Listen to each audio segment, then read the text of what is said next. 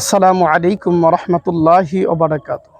ইন্নাল হামদালিল্লাহ নাহমাদুহু ওয়া নুসাল্লি আলা রাসূলিহিল কারীম। আম্মা বা'দ। আউযু বিল্লাহি মিনাশ শাইতানির রাজীম। বিসমিল্লাহির রহমানির রহিম। মহান আল্লাহ রাব্বুল আলামিন পবিত্র কোরআনের ২৭ নম্বর পারার সূরা আর রহমানে একটি আয়াত একাধিকবার বলেছেন, সেটি হচ্ছে ফাবি আইয়ি আলা রাব্বিকুমা তুকাজ্জিবান। মহান আল্লাহ রাব্বুল আলামিন এই আয়াতে বলছেন যে, হে বান্দা, তুমি আমার কোন নিয়ামতকে অস্বীকার করবে। অর্থাৎ এই আয়াত থেকে আমরা বুঝতে পারলাম আল্লাহ তাআলা আমাদেরকে এত নিয়ামত দান করেছেন যা আমরা অকল্পনীয়, আমরা কল্পনা করতে পারি না। মহান আল্লাহ রাব্বুল আলামিন প্রত্যেকটা জিনিসকে আমাদের নিয়ামত স্বরূপ পৃথিবীতে সৃষ্টি করেছেন। সেটা আমরা সীমিত সময়ের জন্য দেখি অনেক অনেক প্রাণী আমাদের অনেক ক্ষতি করে থাকে, কিন্তু সেটাও আল্লাহ তাআলা আমাদের কোনো না কোনো কল্যাণের জন্য সৃষ্টি করেছেন।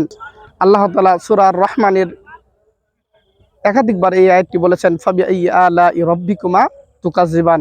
আল্লাহ তাআলা আমাদেরকে এত নিয়ামত দান করেছেন, তারপরেও আমরা আল্লাহ তাআলার সাথে নাফরমানি করি। আমরা আল্লাহ তাআলাকে বাদ দিয়ে আমরা অন্যজনের সেজদা করি। আমরা মাজার পূজার দিকে আমরা দাপিত হয়ে গেছি। আমরা মাজারকে সেজদা করি। আমরা আল্লাহ তাআলার দিনকে বলে গেছি, রাসূলের দিনকে বলে গেছি। আমরা রাসূলের দেখানো দিন অনুযায়ী আমরা চলি না। আমরা আমাদের যার ইচ্ছা যেদিকে ওইদিকে আমরা চলাফেরা করি। কিন্তু মহান আল্লাহ রাব্বুল আলামিন আমাদেরকে এত নিয়ামত দেওয়ার পরেও আমরা তাকে মানছি না, তাকে বাদ দিয়ে অন্যজনকে আমরা তার সাথে শরীক করতেছি। আল্লাহ তাআলা তারপরেও আমাদেরকে রাগ করে আমাদেরকে আল্লাহ তাআলা ধ্বংস করতেছেন না। আল্লাহ তাআলা কত মহব্বত আমাদেরকে করতেছেন।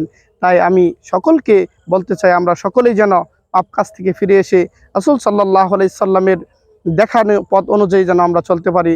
আল্লাহ তাআলা আমাদের সকলকে সেই তৌফিক দান করুক। আল্লাহুম্মা আমিন। আসসালামু আলাইকুম ওয়া রাহমাতুল্লাহি ওয়া বারাকাতুহু।